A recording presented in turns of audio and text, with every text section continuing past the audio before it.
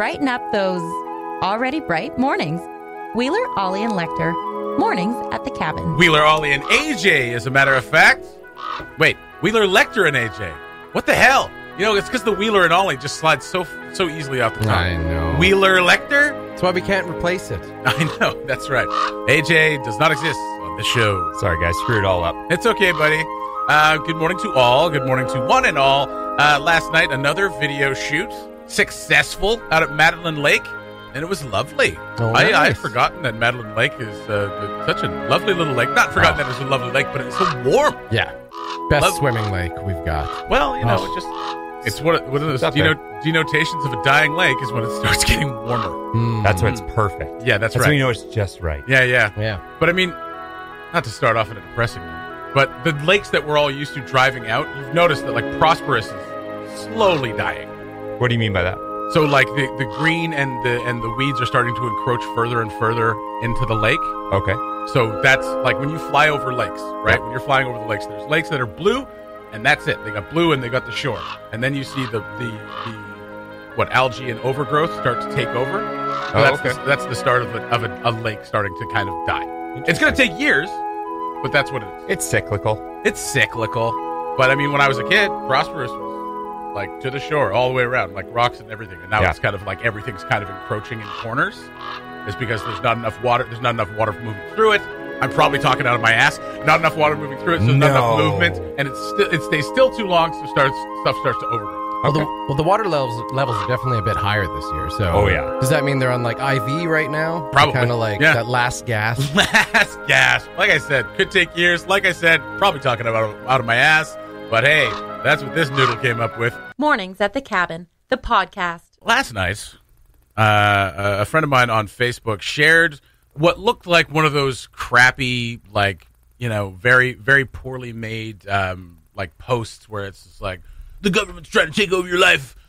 Check this. Or remember those posts that used to go on around every year where it's just like, today's the last day that you can tell Facebook that they're not allowed to use your photos. Just go into your settings and change your privacy, and they won't be able to use your photos. And everyone's just like, and it noted like a case from like the 70s or whatever, and it's just like you look up the case and it's like nothing to do with anything. It was just one of those things that like people shared in order to get like have shares and for data mining. Basically. You had to create a declaration status. That's right, as I recall. So copy and paste the status, and Facebook will not be allowed to take your photos. I do not allow you to take my photos. Facebook. That's the evolution of the emails you used to get when you were a kid. Exactly. Like, you got to share this 10, or you got to send this to 10 people, or you're going to die. You're never going to kiss a girl. Yeah.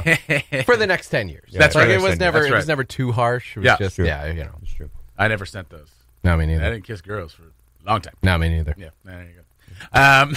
Luckily, it was only for 10 years. So a friend of mine on Facebook shared one of these things. It looked like one of these things. It's like a did you know, and then it's all kind of done in pretty standard type, but it looks like it was like copy and pasted, or even a picture was taken of this text and put it somewhere else. Anyway, did you know that a COVID-19 sensor has been inserted? It also has inserted in quotes for whatever reason. So it kind of smacks of crap. Secretly inserted into your phone. Apparently, when everyone was having a phone disruption, again in quotes, earlier this week. Well, so that's again, not quotes. Well, that's the single quote. Yeah, single quote, yeah. Whatever that is. Denotes something different. Denotes something, yeah. I don't know what. Well, yeah, that's the other thing. Inserted should not be in the full quotes then either. So, like, the whole kind of form or template of this is just garbage. Questionable. So you read it and you're like, oh, this is just, I couldn't believe that this person was sharing it. I was like, oh no, that's too bad. I thought that person was, not an idiot. But apparently when everyone was having a phone disruption earlier this week, they were adding COVID-19 tracker to our phones. If you have an Android phone, go under settings, then look for Google settings, and it's there. If you're using an iPhone, go under settings, privacy, then health. It's there, but not yet functional. The app can notify you if you've been near someone who have reported having COVID-19 in the little asterisks. Yeah. Check and confirm, which means an action. Okay, right? I'm in settings right now. Yeah, okay, go for it. I know it's in mine. I checked it last night. And we go to privacy, is that? where we're going here? Yeah, you go. Do you have if an you're- Android or an iPhone? What is iPhone. that there? Yeah, It's iPhone. not Go to on there. under settings, privacy, Yep. and then health. Health. Where's So in health? my Oh, setting, yeah. it's under Google Well, shoot.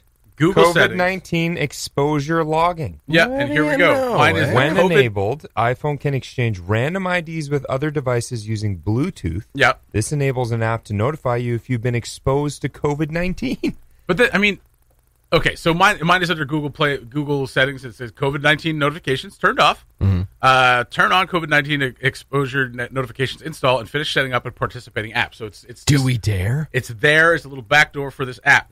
The app can notify you if you've been near someone who reported having COVID-19. The date, duration, and signal strength associated with an exposure will be shared with you on the app. Your phone uses Bluetooth securely to collect and share random IDs with other phones that are nearby. Random IDs are automatically deleted after 14 days. Bullshit. If you have COVID-19, you can choose to share your phone's random IDs with the app and notify others anonymously. Device location needs to be on to detect the Bluetooth devices near you. However, COVID-19 exposure notifications don't use device location. So, Do you have an iPhone as well? Or I know just I've got an Android. Yep. So, I mean, Should I turn this on? the tenor of this post is that they did it, and it's like a conspiracy theory. It's like they inserted something into your phone without you knowing. It's like, yeah, that's what phones do. This phone, 99% of what this phone does is someone else doing it, and I have no idea. Yeah, about it. there's Like, a reason I get indestructible shoe ads. Yeah, because I'm constantly talking Yeah, about how exactly. destructible my shoes are. Well, and like it's getting updated. There's patches being done to the phone. There's software updates that download automatically. Like everything, most of the things that get done on your phone are done by they. So you need an app. So you need an app, No, you need a declaration. a declaration. You just got to share it. Declare, being of sound mind and body. Well, not body. I've got COVID-19. That Samsung can have my information and blah blah blah blah blah. So, But they can never take my selfies. so like I said, the tenor of this post is that it's like it's insidious. It's a conspiracy theory. They're doing this to have more control, or without your control, or without your consent, or whatever. The simple explanation is that like we're gonna give you this on your phone because this is probably where we're heading. This is how we're going to do contact mapping on a broader scale, because at some point we're going to have to open everything up anyway, regardless of how many cases are out there. So here's the thing that allows you to know if you're next to someone that has it. It's basically Grindr, but with COVID-19. How ominous would this be in the States right now? Oh, this is probably Turn up your volume as loud as you can, Yeah. and just run through a parade or some large gathering and just let your phone go off. Yeah. So this is probably from the States. That's why there's that kind of air of like they're doing this and inserting it into your phone without your I permission. think it's just your cynical elder millennial nature. That's right. There's Probably what it nothing is. scary about this I have post. yeah, you're right. I have no idea why I would mistrust anything. I think it's just Shandola. informing you. But I think This is what's going on. I think Uh-huh. okay. I think there's probably another post that does do that, exactly that. It's like, we here at Samsung want to know that you're blah blah blah. So we're offering you this in order for you to do this. Whereas the message behind this one is like, check your phone. They've inserted something during that disruption last week. They inserted something into your phone without your permission, And they got you now. and they got you now. Although It's I can't interesting. seem to turn mine on. I looks Well, like I have 'cause- to, well, like, you've got an download iPhone, some right? other. No, I have an Android. Oh. It looks like I have to download like some other app. Well, that's what 'Cause it says. Yeah, to yeah. Turn on, Yeah, do exposure this and then do notifications. the app. So they haven't done anything. No, you Not still really. got to turn it on. They've They've just got to add that little prompt. They've just inserted some instructions Yeah. if I would like to know Yeah. if I'm around COVID-19. That's right. Gave you a All in quote air unquote quotes. option So- to turn it on. That's right. Those So I monsters. can see why people would think that was a conspiracy theory, and I mean it could be something as insidious as that, but it's probably just like, listen, we're just like getting our phones ready because this is where we're headed. It also makes it seem that this like detects COVID-19. Yeah, exactly. They- It's they like, put- who's getting a COVID-19 detector on your phone? How'd they do that? They slipped into your house in the middle of the night and put a phone detector, a COVID-19 detector in your phone. You know, all things considered, I'd still take that over a U2 album. Cabin Radio's morning show podcast. All the best chat, none of the embarrassing mistakes. You're looking pretty cool this morning, by the way. Thank you bud. very much. You just get off Survivor? I just got off Survivor. So I asked Phoenix Little if she had Jimi a Hendrix headband. vibe. Oh yeah, that's right. Yeah. I asked Phoenix if she had a headband for our video shoot last night, which we'll get into in a little bit. And this is what she gave me. And I you know what? it's not that she's not letting me cut my hair. She's really wanting me not to. She wants me to grow it out. Yeah, I'm there with her. So it makes it difficult for work because things start to like I put some product in it to make it tame it down because it's wild. Yeah, and then it's kind of starts popping out all over. The place. So I don't know. I'm in an awkward part right now where it starts to wing out by the ears and then start to flip out on the back. I'm starting to look like Astro Boy a little bit on the back then there. Growing wings. That's a great phase of hair growth. Yeah, I guess. I like it. I like wings. Yeah. Looks like, just healthy stuff happening. It does look healthy. Defying a little bit of gravity, but your hair always kind of defies gravity a little bit. Well, it's a very like fine hair. There's just a lot of it, so it gets frizzy. It's frizzy as F. Yeah. It's fun to watch its progression in all our videos. Yeah. Because we do a lot of stuff outside. Yeah. And it's a windy day. Oh, yeah. So you can see his hair kind of floating around. Yeah. On one of our video shoots recently, I could see in the shadow. This like around, octopus on Ollie's going face. crazy. Like, speaking of long hairs, you bunch of long hairs, the NWT has dropped its price of legal cannabis by 10%. What? Yeah, buddy. Now only $300. Yeah, why for do we ounce. keep leaning into that stereotype? I don't know. Because I am not that person. And I've been smoking cannabis since I was 14 years old. I don't know why I'm doing this. I just can't help it, bro. The NWC government says it's to reduce the price of all cannabis products available through the territory stores by 10%. This is big news. So this is, we went legal, October 18, 2018, right? So we're almost 2 years into legalization. They finally lowered the price. I thought we weren't allowed to have sales. Yeah, exactly. That seems especially like government a pretty good sale. It was designed to help eliminate illegal cannabis sales in the Northwest Territories. That's what the price reduction was for. I hate to break it to them, and I'm sure they did all the research they could, but a 10% markdown on your inferior, ishy weed is not going to do that. Also overpriced. Oh, well, you got to come down a little more than 10%. That's right. So the price, as of Tuesday, Liquor Cannabis Commission's website priced a gram of cannabis at $13.13, the same price that was listed on opening day in October 2018. So the price decrease had yet to be taken effect. Said the price had taken effect last week, but it was still listed at $13.13. Pardon me. So it's going to be reduced by 10%. So what is that? $3? I don't know. I kind of blacked out there for a second. 10% is 1.131. So it's going to go down to 11, whatever it is, 11.75. So that's still overpriced. Yeah, still terribly overpriced. Yeah, and the big complaint from everyone that's bought cannabis from the government store, from the dispensary all together. Ready? Yeah. 1, 2, 3. Dry and crappy. Oh, man. What'd you say? Packaging. No, well, the packaging, too. I hate the packaging. The packaging's terrible. You knew that the packaging was always going to be like that. They got to keep it safe, blah, blah, blah, blah, blah. And it was always going to be, like, incredibly, like, wasteful packaging. That's how governments do things. It's just so counterproductive. alcohol is pretty efficient packaging. Yeah, there's a bottle. A brown paper bag. Yeah. For your park. Okay, you don't put it in the bag. If you got to put it in the bottle. Well, if you want to hide it. That's right. Yeah, but they're not producing the alcohol. No, right? So they're producing the cannabis, or at least they're contracting out the cannabis, and then they do it. So the biggest complaint, other than the packaging, is the inferior quality of the cannabis. Every time I bought it there, and I bought it there on a whim, and maybe on the way out of town, I was buying some liquor, and I was like, you know what? I'll buy and you open it up, and it's so dry. I feel like if you looked at it, took a sniff of it, and then blew on it, it would just go and just turn into dust.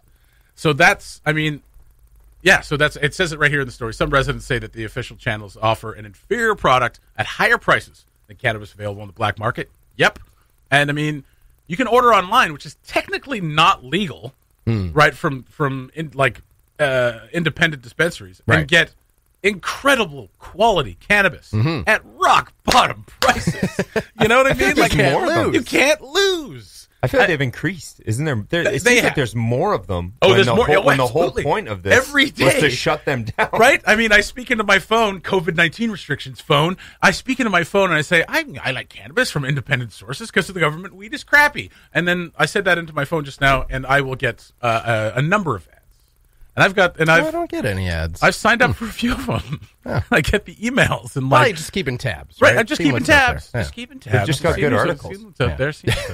And I mean, it's if their goal was to eliminate the gray market, because it's not really a black market, right? I mean, it's a legal substance that should be. It shouldn't be as regulated as it is. It's still technically a black market. I call it the gray market because they are selling better quality legal things than the government is. So I call it more of a gray market.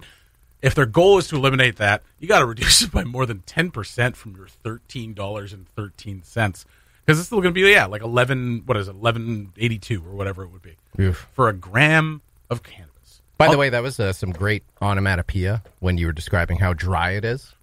Yeah. I thought, can we make it sound even more drier? Just like,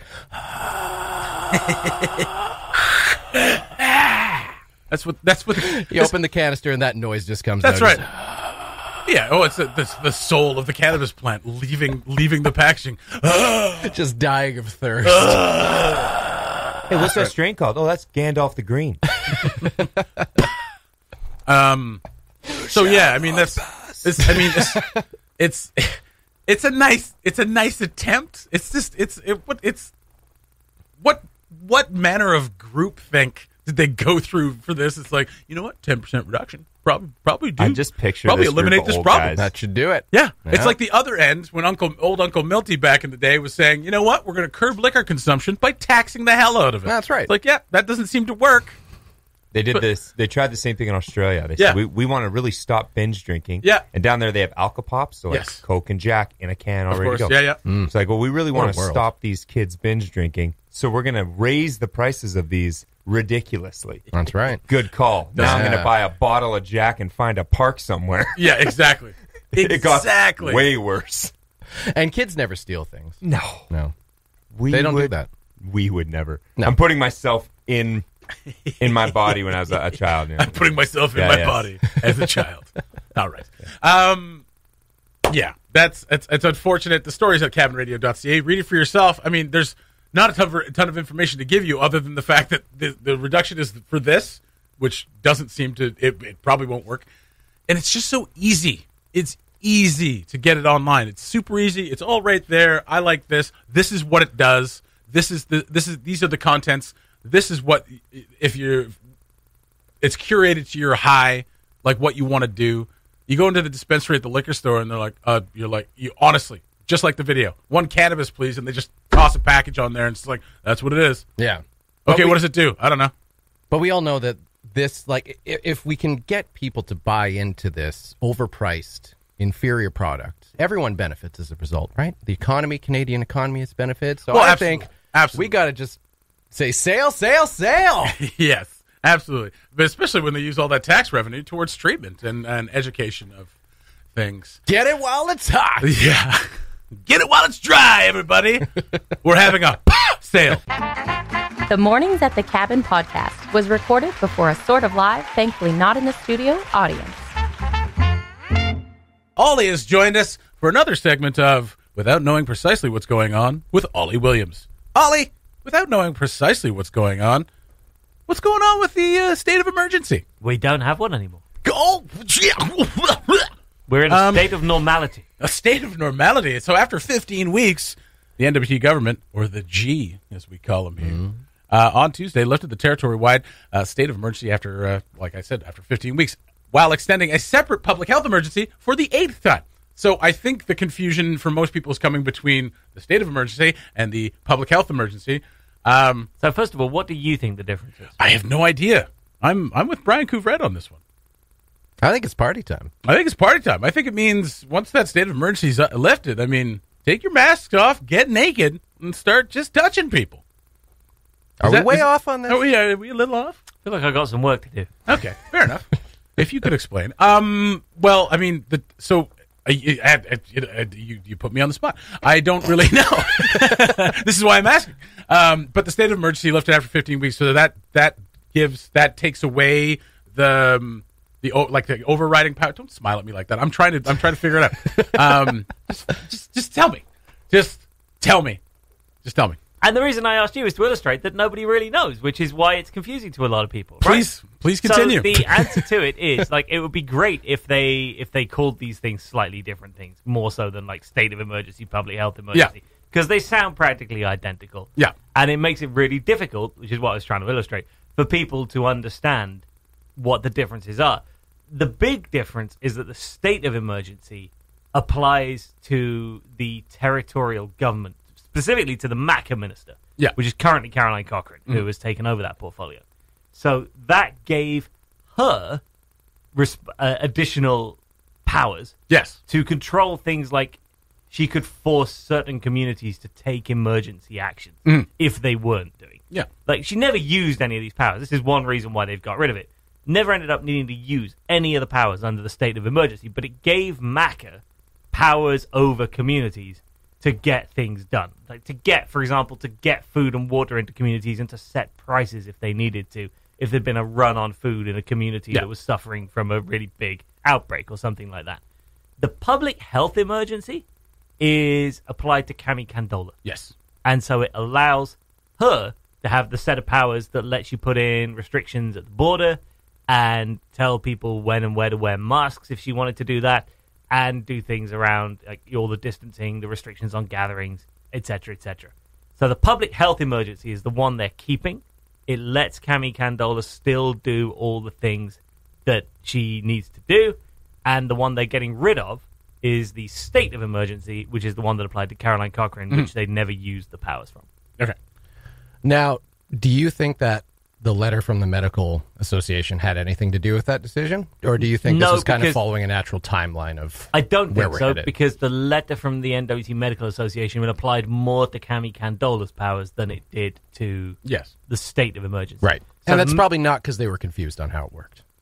One would hope not, because you'd hope that if anybody knows, it's hopefully the medical profession. But, like, yeah, it's confusing. It's even, like, when I was writing bits about it for the news this morning, I had to just quickly go into our news story from a month ago, read through it, and make sure, like, am I getting this right? Yeah, I'm getting this right. Good. Right. Because it is the terminology. We've had to learn so much terminology in the last few months, right, in terms of all the different... First of all, it's social distancing. Then we're going to call it physical distancing. Now it looks like we've abandoned that, and everybody started calling it social distancing again. Speaking moistly. Right. You know, emerging moistly. There's been a lot. There's been a lot. So you got all that different stuff to get through. And then state of emergency, public health emergency, it's blooming difficult to keep it all together. So the Medical Association stuff was more to do with getting rid of some of the social distancing measures that are Cami Candola's department. Right. As Chief Public Health Officer. We believe they're having a meeting this week, Medical Association and the territorial government, to talk about some of those issues that are raised, and we're hoping the Medical Association will come and have a chat after that. Right. So stay tuned on that front, and we should be able to find out a little bit more. And this is what I was trying to say. That's exactly where you were headed. Well, I was actually headed towards the Caroline Cochrane separation, yeah. As far as the border restrictions go, does this change anything about that? No. Hundreds of people coming in every day. And that is the problem with, state of emergency ends. Everybody thinks, oh, great, so the restrictions must have changed. They haven't, because what they're doing is ending this thing that they started 15 weeks ago that they never used the powers from. Right. So you never actually saw any change through this bit. What a waste of an emergency. What a waste of an emergency. All these powers. Didn't First even one use that them. we'd ever had. Yeah. And suddenly, we had 15 weeks in it and didn't even emergency a thing. So underwhelming. Are we sure they didn't use them? Because I was led to believe that with these unconstitutional powers, we don't have a constitution in Canada, that they would just run rampant with their powers and lock us all inside and become a state of authoritarianism, and that didn't come to pass. Funny, but that's what I was led to believe.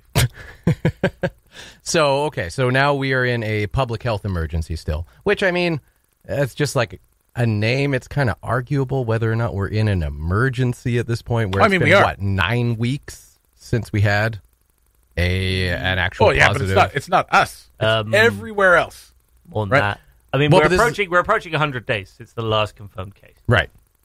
That's a long time. It is. Yeah. So coming up on our website later this morning, Sarah Sibley, who is our newest intern, hey, currently self-isolating across the way. Let's all wave to Sarah Sibley. Hey, Sarah, how you doing? Gonna have to all right over there. have some Sarah versus Sarah. That's right. Yeah, That's well, a new segment does she coming bake? Does Sarah simply bake? I don't know. She's only renting a suite, so I don't know what kind of cooking facilities she's got while she's up here in Yellowknife. Fair enough. Yeah, we're always happy at Cabin Radio to encourage the some form of friendly bake-off. competition. That's Yeah. right. Yes. So she's just arrived in Yellowknife, and forget the baking. I'm far more concerned about the journalism, which she's excellent at, and has just finished a piece that looks at the COVID-19 restrictions in each province and territory and compares them. Because one of the things is we talk all the time about the NWT's restrictions, but like, what are the restrictions in Manitoba? What are the restrictions in Quebec? What are the restrictions in Nova Scotia? How are they doing things differently? Like when it comes to schools, how are provinces with more cases of COVID-19 planning to reopen their schools this fall, which is a big issue for NWT parents, and we haven't spent enough time looking at what's happening elsewhere. So Sarah Sibley has spent a lot of time putting together this whole piece that you'll see on our website from about, 9 o'clock this morning, that will allow you to compare quite easily how the different jurisdictions are doing different things, which will be really useful. Very good. If we do have to go back into a state of emergency, say phase 2 or wave 2, second wave. Oh, these new terminologies. I'm just falling behind. We're not even in the second wave yet. No, we're not. But say it does crop up and we have 3 cases up here. Do you think we could change like the terminology to make it a little less panic, crack each other's heads open and feast on the goo inside-ish? Maybe instead of state of emergency, call it a state of love and trust. A state of helping your neighbors. Yeah. State of let's all work together. A state of community. Oh, Canada. A state of community. That's right. Right? Yeah. That's all right. We're in a state of community. I love it. That's like a 1989, like, I don't know, I'm trying to imagine which band would have sung that. We're in a state of community. Oh, it sounds like Crowded House to me. Yes, it does. Oh, my God. All right, well, I could take a stab at the restrictions in Manitoba. Stay out of Manitoba. Sorry, Lecter. The Mornings at the Cabin podcast. We do a lot of video shoots here at Cabin Radio. We do pet projects. We're going into season 4 of that? Yeah, I think season so, yeah. 4 of pet projects. And, of course, we love to do videos for, advertising for events or just kind of showing you what's going on in the city. Last 2 nights we've been shooting a couple little commercials and for NWT and Nunavut Lotteries, and it's been a ton of fun. So we've gotten going on the boats twice. Last night we did a little canoe excursion, Ollie and I, and we had to pretend we were sinking a canoe. Now, I'm not the best canoeist. You didn't even have to act. Yeah, that's right. That's right. Started going down. AJ brought out his tippy canoe. Like, he's like, oh, this canoe's pretty tippy. We got in, and it was like, this canoe is more than tippy. It was like, if you moved your butt cheek 1 little inch, it was like almost into the water. Also, I'm a bigger guy, so like the one end is a little lower than the other. I don't mind canoeing. It's quite relaxing once you got to kind of get into the rhythm of it, but I'm just not an experienced canoeist. Right. So it's not my favorite thing in the world. Was that the brand of AJ's canoe, Tippy Canoe? Yeah, that's right. It was a 15.5-foot canoe, which is not long enough at all. It needs to be an 18-footer with a wide ass in order for it not to tip over. Right. I want a canoe that I can legitimately have myself, another canoeist, and like 800 pounds of gear, and there's no way it's tipping over. You know what I mean? I think those are called... ships. Yeah, tugboats. Tugboats. That's what I want. I want a tugboat. I want to paddle it myself. So we were out there. We're at Madeline Lake, which is a beautiful, lovely lake on the Ingram Trail. If you don't know, I don't know why you're listening. Beautiful, warm lake. And so we were filming this little commercial. And part of the commercial is that we had to put water in the canoe. That's not what you do normally. I know. It's not what you do. It's counterintuitive to what a canoe is for. So this was not a canoe safety. It wasn't a safety video. PSA. No, it wasn't. Although we are wearing life jackets, we're being safe. That's good. So he warned me that you probably get a little soaked. Yeah. Right. So be prepared for that. So I came out in my shorts and my waterproof hikers. Right. And we did put some water in the canoe, sloshed it around a little bit to make it look like we were sinking, and we were kind of right next to the shore. And I was like, my feet were getting soaked. So I'm like, oh, okay, we're done. I'm gonna get out. So I get out. I kind of counterbalance all these. So here's the thing about canoeing.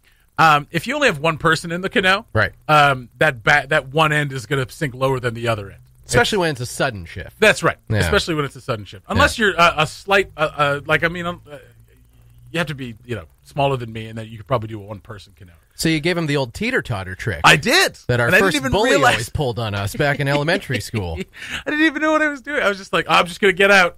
And then, boom, the front end just lifted right out of the water. And Ollie almost ass over tea kettle into the water.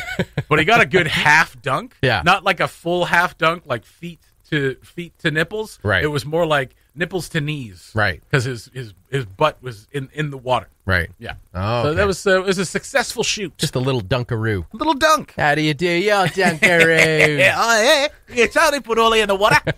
It's pretty good. I mean, if it's you're getting better. It's pretty good. Yeah, my Australian accent is getting super tight. I mean, if you're going to get dunked in any lake, Madeline is the one to Beautiful. do it. Oh, man. I'd forgotten how warm it is now. It's such a wonderful swimming It lake. absolutely is. Oh. Surrounded by $1 million homes. Aren't they beautiful? Oh, my God. The Yes, places on they Madeline are Lake. beautiful. Holy. Yeah. I remember it was just the A-frame out there. Yeah. Now there's like a bunch of mansions out there. Or Yeah. what people would call mansions and some other people call, cabins I don't use enough. So I'm just going to sell that and then preach fiscal responsibility. So that was a fun time. So you'll see that video at some point. I'm not even sure when it's going to come up, but we do have fun shooting our little vids. Mm-hmm. And the one on Monday, we got out on a nice big fishing boat, went out on the lake a little bit. It's always fun getting out on the lake, on the big lake. Right. Yeah. You didn't sink that, did you? Didn't sink that. Okay. No, we did not. Although, I will say this. AJ got off the boat onto another boat in order to shoot like a wider shot of us, and he was wearing his flippy floppies. Like and mid-shot. Just held the shot, jumped from boat to boat. Jumped from boat to boat, and he was wearing his flippy What a floppies, show-off. and I was like, I'm about to watch AJ fall into the lake. Like, when you're sitting there and you're just watching, something's about to happen, and there's nothing I can do. Yeah. All I can do is say, be careful. And then it happened. And he didn't fall in. He didn't. Well, then you did your part. That's right. Well, no, I didn't say be careful. You probably, we didn't say No, it. I didn't say. Oh. I thought it while I was watching him, but I didn't say okay. anything. All right. Because the thing is, if he falls and he doesn't get hurt, it's super hilarious. So, Yeah. no, I'm torn. I'm Yeah. torn as to whether or not I should say something, say be careful, so he, checks himself, or watch him fall in and he doesn't get hurt. It's funny. Well, and if he's already being careful, and then you say, be careful, that might cancel out the care that he was already taking. He That's may right. think twice about it, psych himself out, and into the water he goes. Or he'd be like me and be like, I am being careful. Fall between two boats. Yeah, you can't be too sure. So check out for that video at some point soon. We love shooting our videos, and we know you love them too. That's going to do it for Mornings at the Cabin for this Wednesday morning. Lecter and I will talk to you tomorrow morning, unless one of us decides to sleep in or, sends a message out at 6 a.m. saying, yeah, I'm sleepy. I was close this morning. I was close this morning as well. Boy. But I did take a few days off last week, so probably not fair to take a morning off. Although, you still get a morning off per week. That's nice. It's nice. Don't do it tomorrow. I don't want to do that. I need you here. We'll see. All right. Mornings at the Cabin done for another day. You guys have yourselves a wonderful day. Talk to you tomorrow. Bye-bye. Thanks for listening. Check out more from the show at cabinradio.ca and by following the Mornings at the Cabin Facebook page.